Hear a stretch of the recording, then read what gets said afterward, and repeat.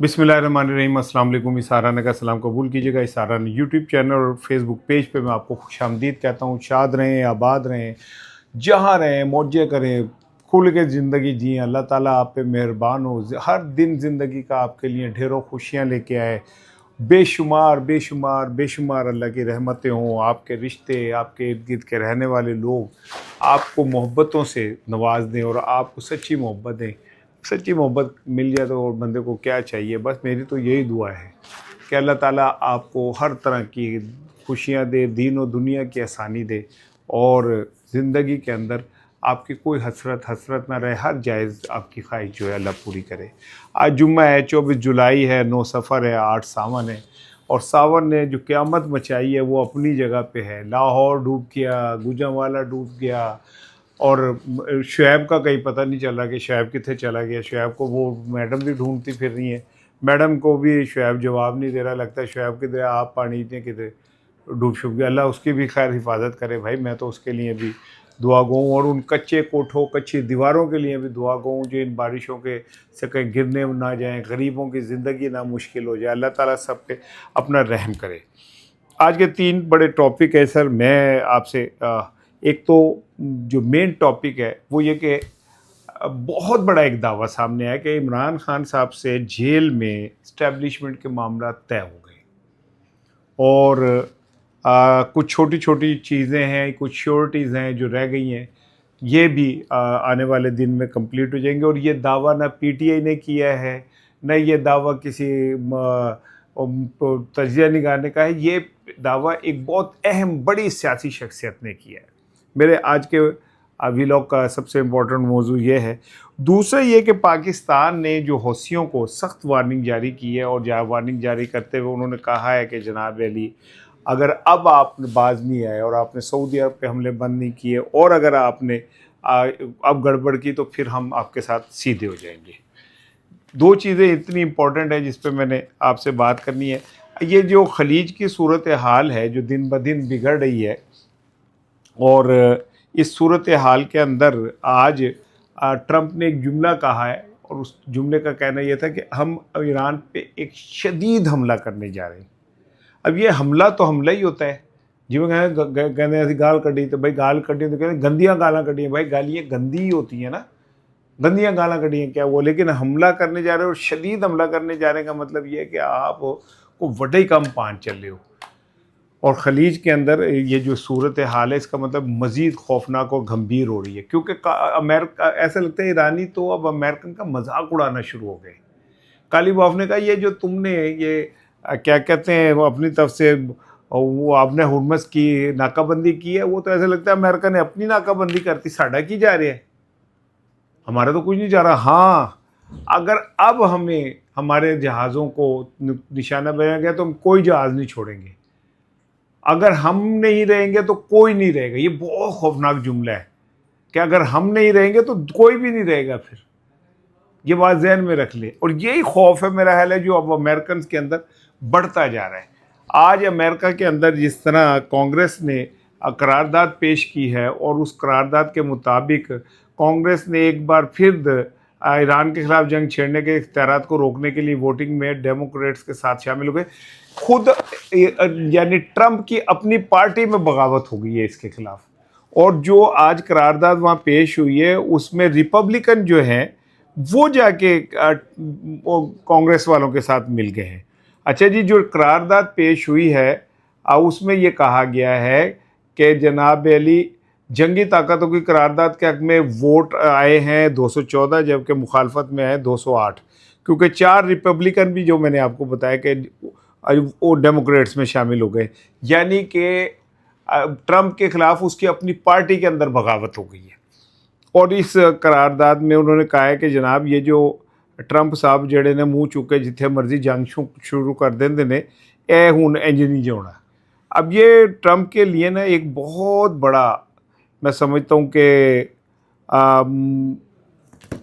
एक वार्निंग समझ लें उसकी अपनी पार्टी की तरफ, क्योंकि अमेरिकन 150 स्कूल के बच्चों को मार देना तो उन्हें कोई फ़र्क नहीं पड़ता, लेकिन जब उनका एक लाशा पुलिस वाले फौज वाले का जाता है ना, एक ताबूत जाता है ना, तो उन्होंने मौत पै जाती है। और ये जो तो अभी पिछले दिनों इत्तला आई थी कि उनके 10 फौजी जो हैं वो मारे गए हैं। ये जब ताबूत वहाँ गए और दर्जनों फौजी ज़ख्मी वहाँ पे गए हैं, तो उसके बाद अमेरिका में खलबली मची है और उन्होंने ट्रंप को कहा कि भाईजान इसके हाथ रोके जाए। अब ट्रंप के हाथ रुकते हैं। ये दूसरी दफ़ा करारदाद आपको याद होगा पेश हुई है कि ट्रंप की जंग के हवाले से उस इख्तियारात जो हैं वो लिए जा रहे हैं। मैं हौसी बागियों की तरफ आता हूँ, और लेकिन ये कि ये अब आप समझे कि अमेरिका, बस ये दो जुमले के बाद मैं आगे निकल जाऊंगा कि अमेरिका इस जंग की आड़ में कर क्या रहा है। जो सऊदी अरब से इनकी डील चल रही है एटमी प्रोसेस की, उसमें शिक ये भी है कि आप इसराइल को तस्लीम करेंगे। अगर इस एटमी मुआहदे का हो जाता है और हम सऊदी अरब इसराइल को तस्लीम कर लेते तो फिर साड़ी मौत आ जानी है। उन्होंने कहना है जब सऊदी अरब ने तस्लीम कर लिया तो आप कौन होते इनकार करने वाले।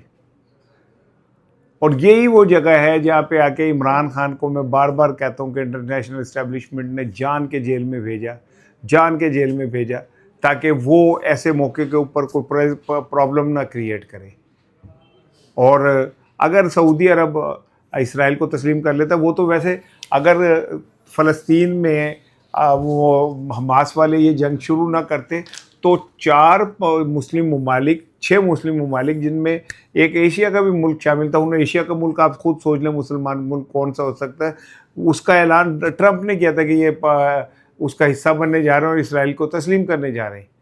वो तो मुझे ऐसा लगता है कि हमास ने ये जंग ही इसलिए छेड़ी कि ये जो इसराइल को तस्लीम करने का सिलसिला है वो रुक गया। खैर उसकी कीमत फिर बहुत आपको अदा करनी पड़ गई, लेकिन बहरहाल ये अगर सऊदी अरब इसराइल को तस्लीम कर लेता तो हमारे पास और कोई चारा नहीं रहता। क्योंकि आपको ये इस बात का भी पता है कि हौसी बागी जो हैं उनको जो पाकिस्तानियों ने आज वार्निंग जारी की, इसका मतलब सीधा सीधा यह है कि पाकिस्तान सऊदी अरब के बिहाफ के ऊपर हौसियों का भी मुकाबला करने जा रहा है। उनके हम उस पर भी वो होगा। और उन्होंने पाकिस्तान ने कैटेगोरिकली कह दिया कि भाई सऊदी अरब की हिफाजत हमारे ज़िम्मे। तो जो जुमला मैं आपको बार बार आपकी खिदमत में पेश करता हूँ कि मुझे ऐसा लगता है कि खिंच तरू के गेम पाकिस्तान के कोल आ जानी है, पाकिस्तान को खड़ा कर देना है इन्होंने जंग। जैसे 9/11 में हमला अमेरिका में हुआ था, किया जनाब अली वो सऊदियंस ने था, उसमें सूडानी पता नहीं कौन कौन शामिल थे, मौत साढ़े ते पै गई और हमें 90,000 के करीब हमने दहशतगर्दी की जंग में जाने गंवा दी, $1 ट्रिलियन की अपनी इकोनॉमी तबाह कर दी। और आज अफ़गानी भी हमारे ख़िलाफ़ हैं, इंडियन भी हमारे ख़िलाफ़ है, बलूचिस्तान में भी हमारे साथ जो कुछ भी हो रहा है। अब आज जो अफसोसनाक सान्या हुआ है जिसमें जज साहब शहीद हो गए, हमें खुद समझ नहीं आ रही कि हमें कौन सी कुव्वतें जो आहिस्ता धकेल के आहिस्ता आहिस्ता जंग की तरफ ले जा रही हैं। अच्छा, नबील गबोल साहब आपने नाम सुना होगा, पीपल्स पार्टी के बड़े अहम रहनुमा हैं और लियारी के हवाले से नबील गबोल का बड़ा नाम है। ये किसी वक्त में पीटीआई में भी रहे, फिर पहले पीपल्स पार्टी में थे, फिर पीटीआई में आए, फिर पीपल्स पार्टी में चले गए। लेकिन नबील गबोल के मुतालिक ये कहा जाता है कि वो जो धुरंधर फिल्म बनी थी उसमें भी नबील गबोल का किरदार दिखाया गया था। कराची की सियासत के अंदर नबील गबोल की बड़ी इंपॉर्टेंस है। और वो जो इस तरह के लोग होते हैं ना जिनके वार क्राइम श्राइम ये वो, तो इनके फिर मामलात और रिसोर्सेज ताल्लुकात भी बहुत ज़्यादा होते हैं। नबील गबोल साहब ने एक निजी टीवी के ऊपर, मैंने निजी टीवी इसलिए किया कि मैंने उधर ना याद नहीं तो मैं नाम लेने में मुझे कोई हर्ज नहीं है, शायद ABN के ऊपर पॉडकास्ट में उन्होंने कहा है कि जनाब खान से अडयाला में मामला तेज़ी से तय हो रहे हैं और क्या कहते हैं कुछ मुश्तरका दोस्त इस सिलसिले में आज जो हैं वो क्या कहते हैं इंगेज हैं और वो मुश्तरका दोस्त जो हैं वो मामलात को सीधे पीधे कर रहे हैं। हाँ, थोड़ा सा इशू जो आ रहा है वो गारंटी का है कि इमरान खान की गारंटी जो है ना वो एक रफड़ पड़ी हुई है कि खान साहब की गारंटी कौन दे, जो मामला तय हो जाएं उनके ऊपर कैसे। देखिए आप अंदाज़ा करें, मैं जो आपको जुमला कहता हूँ कि एक शख्स इतना ज़्यादा तगड़ा है कि उससे मामला सिर्फ इसलिए नहीं हो रहा है कि उस एक शख्स की कोई पूरी दुनिया में गारंटी देने को तैयार नहीं है। उन्हें को कहते रहते उसके खिलाफ जाती है गल इमरान खान दे के गारंटी नहीं। मुझे हज़रत अली करम अल्लाह वजह का वो जुमला याद है कि जब पूरी दुनिया आपके खिलाफ हो जाए ना, तो आप समझ लें कि अल्लाह आपसे कोई बड़ा काम लेने जा रहा है। आज क्या सऊदी अरब, क्या ईरान, क्या तुर्की, क्या मलेशिया, क्या अफ़गानिस्तान, क्या कुवैत, क्या शाम, क्या इराक, क्या मिस्र, कोई भी इमरान खान के साथ खड़े होने को तैयार नहीं, क्योंकि ये सब वो लोग हैं जिन्हें पता है कि हम अमेरिका के आगे सर झुका चुके हैं, और ये वो आदमी है जो अमेरिका के सामने सर उठा के खड़ा होना चाह रहा है। तो ऐसी गारंटी दे के अपने गले में क्यों ऐसी फंदा पवा ली है। नबील कबूल का ये कहना है कि जी मामलात ऑलमोस्ट तय हो चुके हैं और बातचीत किसी नुकड़े लगने वाली है। यही बात एजाज उल हक साहब ने 3 दिन पहले कही।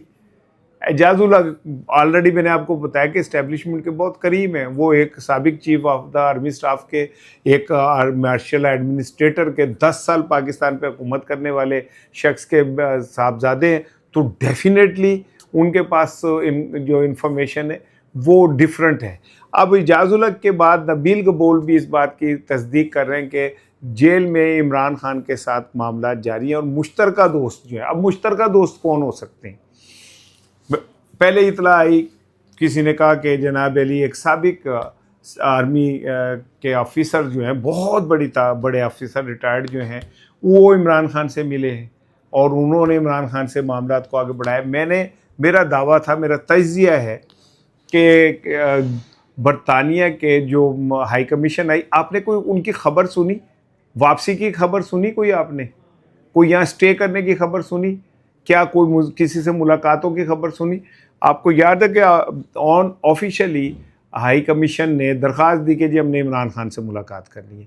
फिर खबर आई को 1 महीने बाद के बरतानवी हाई कमीशन पाकिस्तान है, उसके बाद ब्लैकआउट हो गया।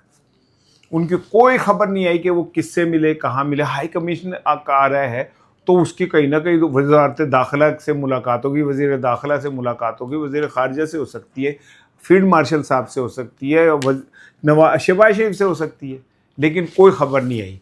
हाँ, ये खबर मैंने आपको दी कि जी हफ्ते के शाम को 7:30 बजे अडयाला के दरवाजे खुले और कोई गाड़ियाँ अंदर गई और जाके उन्होंने कोई बातचीत की। तो किसी दोस्त ने कहा कि भाई जिन्होंने मुलाकात करनी हो एडा कुछ जोर शोर ना थोड़ी आंदे ने, वो तो पता भी नहीं चलता। भाई नहीं, अडयाला के दरवाजे खुलते हैं तो पता चलता है। कोई तगड़े लोग आते हैं तो पता चल जाता है कि जी तगड़े लोग आए हैं। और जेडे तगड़े लोग आते ने भेस बदल के कोई चिंची में बैठ के तो नहीं आते होंगे ना।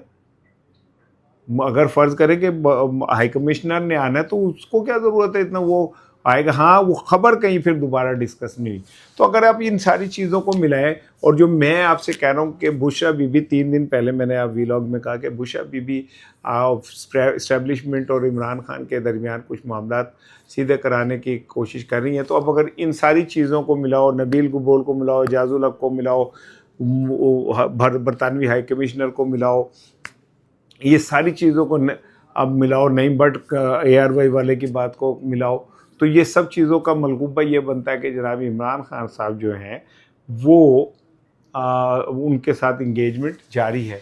या और कुछ चीज़ों पे अगर रुकी हुई इंगेजमेंट तो उनमें डेफिनेटली ये कि इमरान खान साहब से श्योरिटी मांगी जा रही होगी कि जी आप बाहर निकल के ये नहीं करेंगे वो। ये तो खैर बहुत पुरानी चीज़ें, लेकिन अगर नबील कबूल ये कहते हैं कि मामला तय हो रहे हैं ऑलमोस्ट, और एजाज उल हक भी ये कह रहे हैं, तो इसका मतलब है कुछ चीज़ें तय हो चुकी हैं। और इस्टेब्लिशमेंट को भी ये नज़र आ रहा है कि हम अकेले जो मर्ज़ी कर लें, हमारे साथ जब पॉलिटिकल फोर्स ही कोई नहीं है, और ऐसी कोई फोर्स ही नहीं है जो हमें साथ मिल के कुछ चीज़ों को करे, तो उन्हें ज़ाहिर है इस बात का तो अंदाज़ा। मैंने एक छोटी सी मिसाल दी थी, मैंने कहा पाकिस्तान ने इंडिया को हराया और फील्ड मार्शल साहब ने ईरान और अमेरिका के अंदर कराई। अगर ये इमरान खान की हुकूमत होती तो एक तो बात यह थी कि इमरान खान फ्रंट पे होता है, लेकिन इसके बावजूद भी पाक फ़ौज की और भारत से जो हम जंग जीते थे, पूरी पाकिस्तान में जश्न का समा ही कुछ और होता, क्योंकि पॉलिटिकल फोर्सेस की अपनी एक बात है। एना दे नाल ते अपने 4 बंदे नहीं खड़े होते।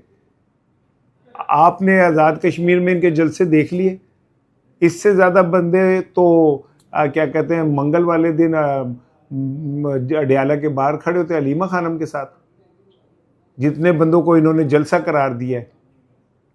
बहरहाल आज़ाद कश्मीर के जो हैं इंतखाबात, हालांकि 3 से 4 दिन रह गए, लेकिन मुझे कहीं मेरे बैक ऑफ द माइंड ये बात कहीं लगती है कि इंतखाबात शायद इस तरह हो ना जिस तरह हम समझ रहे हैं, क्योंकि ऑलरेडी हम ये बात तस्लीम कर चुके हैं कि हमने 3 हिस्सों में इंतखाबात करा के बात मान लिया कि हम पहले हिस्से में वहाँ कराएंगे जहाँ हालात बेहतर है, फिर उसके बाद दूसरे हिस्से में, उसके बाद तीसरे हिस्से में। हम ऑलरेडी इस बात को मान चुके हैं। तो हो सकता है कि अगले 24 घंटों में कोई इससे बड़ी ब्रेक थ्रू आ जाए, क्योंकि वहाँ पे जो कश्मीर एक्शन कमेटी है वो भी इंगेजमेंट में है और वहाँ पे भी उसके साथ डायलॉग चल रहे हैं और उसमें पॉलिटिकल फोर्सेस से ज़्यादा जो अहम जिम्मेदार लोग हैं वो वहाँ पे मौजूद हैं। अगर इस बात को मान लिया जाए तो हो सकता है कि कुछ दोनों के दरमियान टाइम गेन करने के लिए ये हो जाए कि जी चलें अच्छा कुछ देर के लिए हम ऐसा करते हैं कि इंतखाबात को मुलतवी कर सकते हैं। अब देखते हैं कि क्या नाम है ये अगले 24 घंटे के अंदर आपको इसका पता चल जाएगा। मैंने एक चीज़ आपसे अर्ज़ करनी थी कि पेट्रोल से के बाद में चलें उस तरफ आता हूँ कि पाकिस्तान में जो अब फिर पेट्रोल बढ़ा है, कल भी मैंने आपसे बात की, आज भी की। अब ज़रा एक स्टडी मैं आपकी खिदमत में पेश करना चाह रहा हूँ और स्टडी ये है कि पाकिस्तान में पेट्रोल की कीमतें बढ़ी 16% इस हफ्ते में। अच्छा, अफ़गानिस्तान में 1 से 4%। अब आप हैरान हो जाएंगे सुन के कि चले अफ़गानिस्तान जैसा मुल्क जिसका ना कोई इंफ्रास्ट्रक्चर है, ना कुछ है, ना कुछ है, उसमें 1 से 4% बढ़ रही हैं और नेपाल, श्रीलंका, बांग्लादेश में 1 रुपया, 1 धेला नहीं बढ़ा। न श्रीलंका में, न नेपाल में, न बांग्लादेश में। ऐसी क्या चीज़ है, क्या वजह है कि हमारे यहाँ बढ़ा है? मैं अब आपको बताऊँ क्यों बढ़ रहा है। ये पैसे हम लेके हर 1 सेकंड के बाद हम पे कर्ज़ों का बोझ बढ़ता है, क्योंकि हमने डॉलर में कर्ज़े लिए हुए। 1 सेकंड बाद कर्ज़ा बढ़ता है, उसका सूद बढ़ता है, कर्ज़ा बढ़ता है। यानी ये ऐसा समझ लें कि एक ऐसा घर है जिसके पास 1 रुपया नहीं है, उसने रोज़ रोटी भी खानी है, उसने बल्ब भी जलाना है, उसने पंखा भी जलाना है, उसने गैस भी जलानी है, रुपया उहदे कोल कोई नहीं गा। तो इस हुकूमत ने रास्ता ये निकाला है कि अवाम को जितना कत्लेआम हो सकता कर दिया जाए ताकि रियासत चलती रहे। अदरवाइज़ ये रियासत फिजिबल नहीं रहेगी फाइनेंशियली चलाने के लिए। यही वजह है कि पाकिस्तान कदे सऊदी अरब की मिन्नत करता है, कदे पाकिस्तान अमेरिका को कहता है कि 10 अरब बिलियन डॉलर सानू दे दियो, क्योंकि हम पाकिस्तान मुआशी तौर पे चलाना फ़िलहाल फिजिबल नहीं रहा। और इसी को कहते हैं कि वो जो श्रीलंका में क्या हुआ था भाई, वो क्या कहते हैं, जो मुआशी तौर पे फिजिबिलिटी नहीं रहती, जो ये इमरान खान के ऊपर दिवालिया जो है ना, करप्ट दिवालियापन जो है वो उसका होर यही होता है, होर की होता है, ऐलान नहीं हो रहा। नहीं थे अब हमारे पास अपने अपने तनख्वाहें देने के लिए, अपने रोज़मर्रा मामला चलाने के लिए हमारे पास पैसे नहीं है। ये पैसे वो ही हैं जो हम यहाँ से खींच लें, किसी से छीन लें। 10 बिलियन डॉलर हमने आवाम की जेब से निकाल लिया। आखिरी खबर में बड़े दुखी दिल से कह रहा हूँ, मुझे ये खबर सुनाते हुए यकीन करें मुझे खुद तकलीफ़ हो रही है। जमात इस्लामी के जमात इस्लामी के जनरल सेक्रेटरी जो है ना, अमीरुल अज़ीम साहब का इंतकाल हो गया। आज उन्हें जो है सुपुर्द खाक किया गया। अमीरुल अज़ीम साहब से उनके सियासी नज़रियात पे इख्तलाफ हो सकता है, लेकिन अमीरुल अज़ीम के तदब्बुर पे, इखलाक के ऊपर, लोगों के साथ एहतराम के ऊपर, मोहब्बत के ऊपर, रख रखाव के ऊपर कोई बंदा आपको ऐसा नहीं मिलेगा जो उंगली उठा सके। उन्होंने किसी से इख्तलाफ किया तो वो भी बड़े इज़्ज़त एहतराम के साथ किया।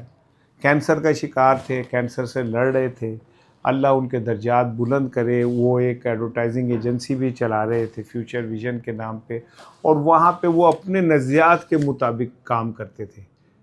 जमात इस्लामी को ज्वाइन किया जवानी में और जमात इस्लामी में ही दुनिया से चले गए। ये बहुत बड़ी बात होती है कि कोई शख्स इतना कमिटेड हो अपने नज़रियात के साथ। अमीरुल अज़ीम भाई, मैं तो अल्लाह ताला से दुआ ही कर सकता हूँ कि अल्लाह ताला आपके दर्जात बुलंद करे, जन्नत में आला मुकाम अता फ़रमाए। आप एक शानदार इंसान थे और आप जब तक ज़िंदा रहे आपने लोगों को मोहब्बत और इज़्ज़त ही दी। इंशाल्लाह सुबह बात होगी।